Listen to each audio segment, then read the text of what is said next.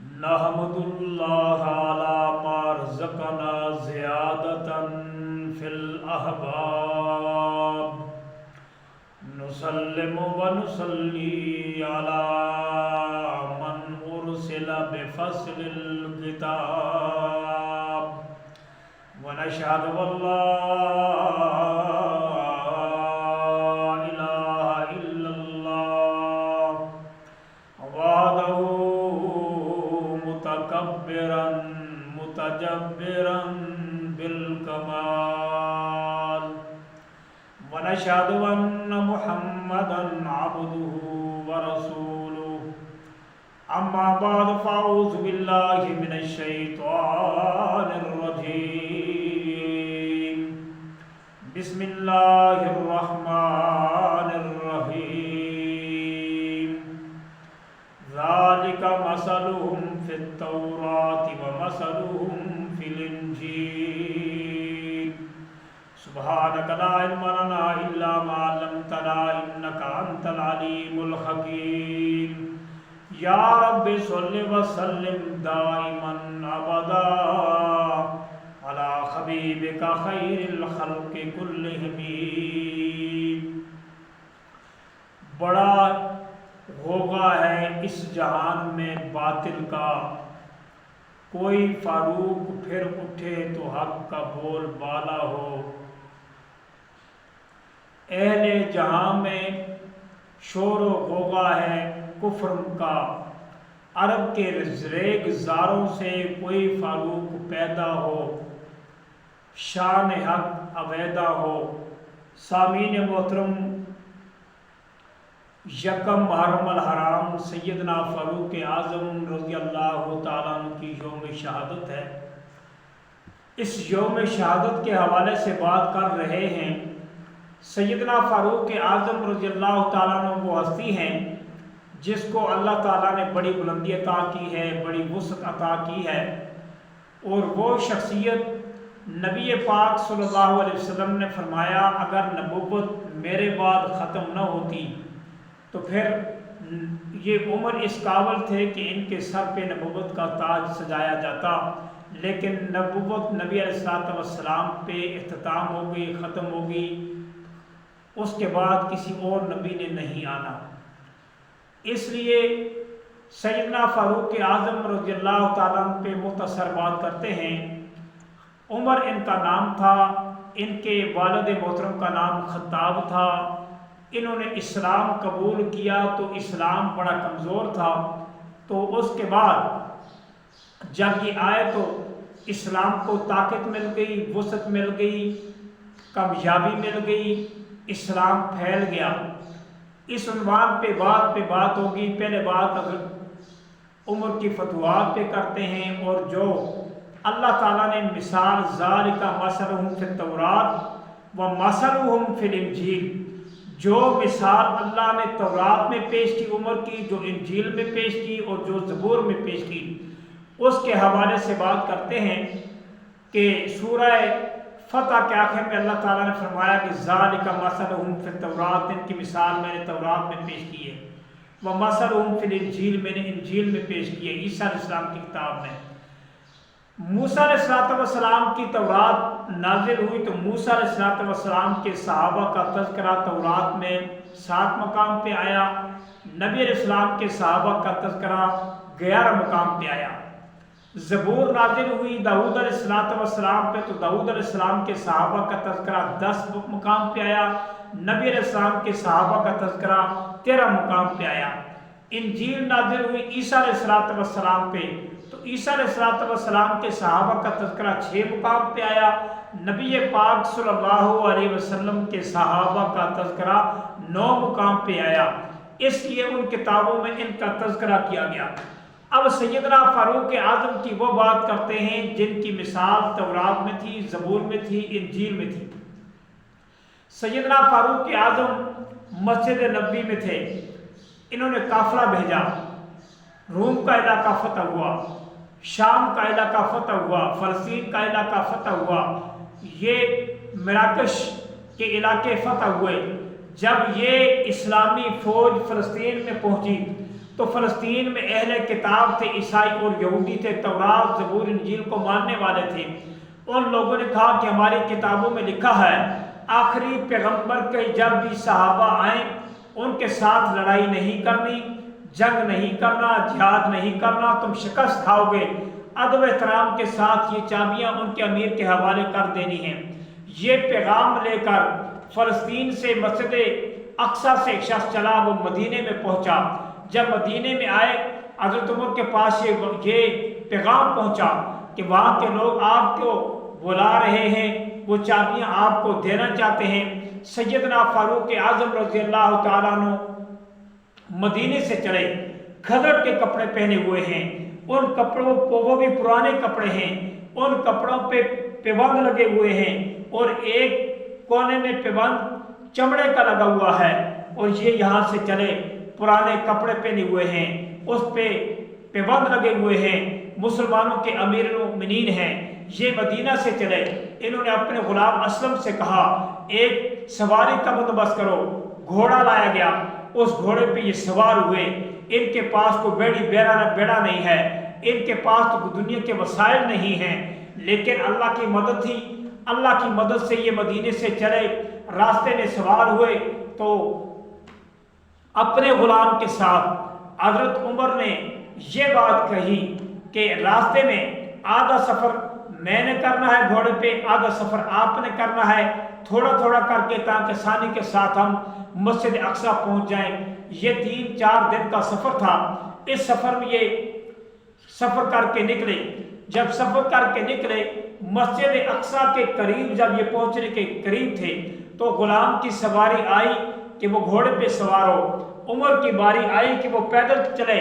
تو جب یہ بات آئی غلام نے کہا امیر المؤمنین اہل کتاب وہاں لوگ موجود ہیں، عیسائی یہودی اور نصرانی وہاں پہ موجود ہیں، جب آپ پیدل جائیں گے وہ کہیں گے کہ یہ کیسا غلام ہے، خود گھوڑے پہ سوار ہے اور امیر المؤمنین پیدل جا رہے ہیں، اس لیے میرا جی نہیں چاہتا، میرا ایمان نہیں چاہتا، میری غیرت نہیں چاہتی کہ میں پیدل چلوں اور میں گھوڑے پہ سوار ہو جاؤں، آپ پیدل چلیں، اس لیے آپ گھوڑے پہ بیٹھیں۔ امیر المؤمنین نے فرمایا آپ گھوڑے پہ بیٹھ جائیں، میری باری ہے، میں نے پیدل چلنا ہے۔ یہ پیدل جا رہے تھے اور جب ان کی باری پیدل چلنے کی آئی تو ان کا ایک پاؤں کا جوتا ٹوٹ گیا۔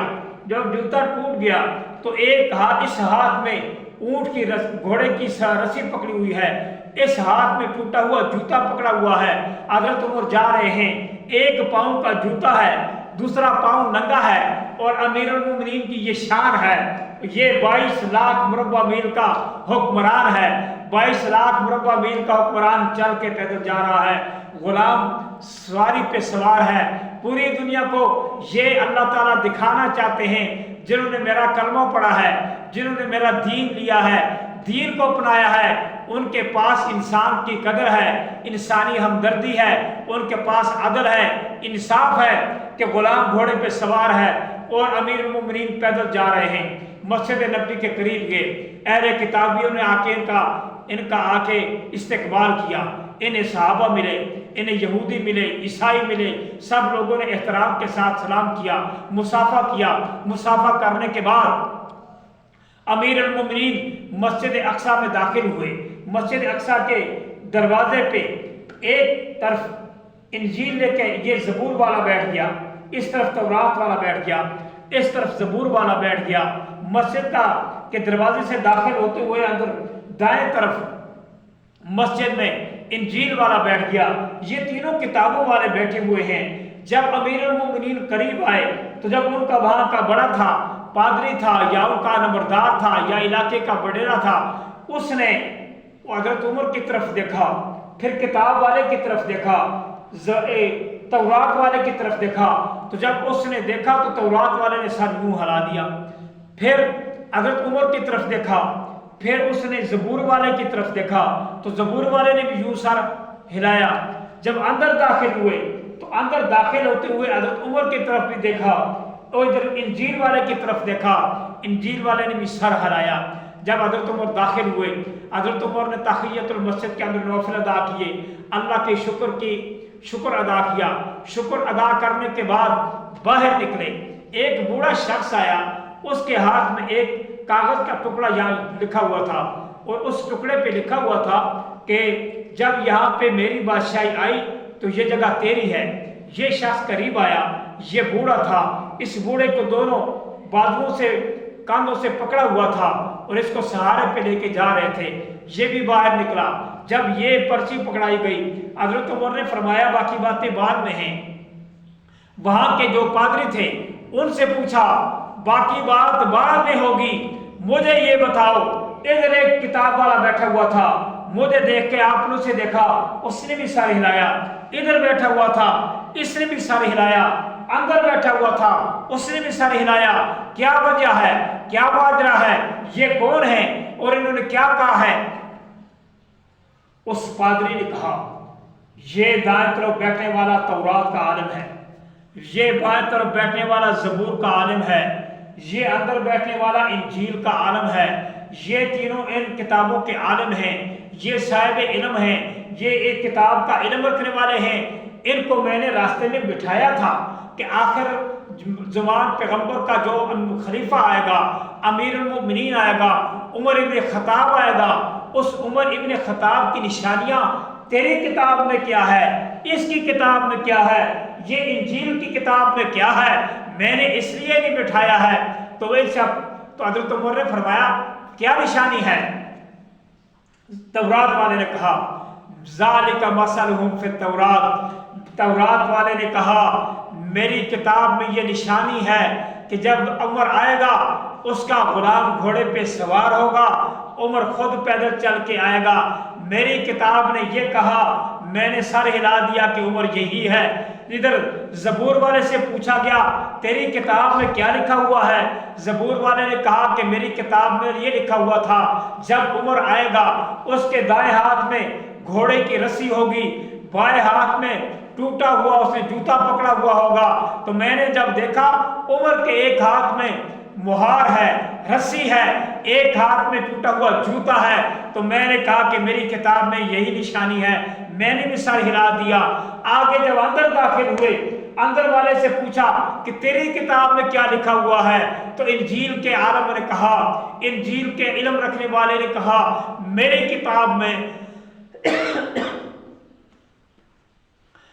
کتاب میں لکھا ہوا ہے کھدڑ کا کپڑا ہوگا، پرانا کپڑا ہوگا، اس کپڑے پہ 17 پیوند لگے ہوئے ہوں گے اور ایک پیوند چمڑے کا ہوگا۔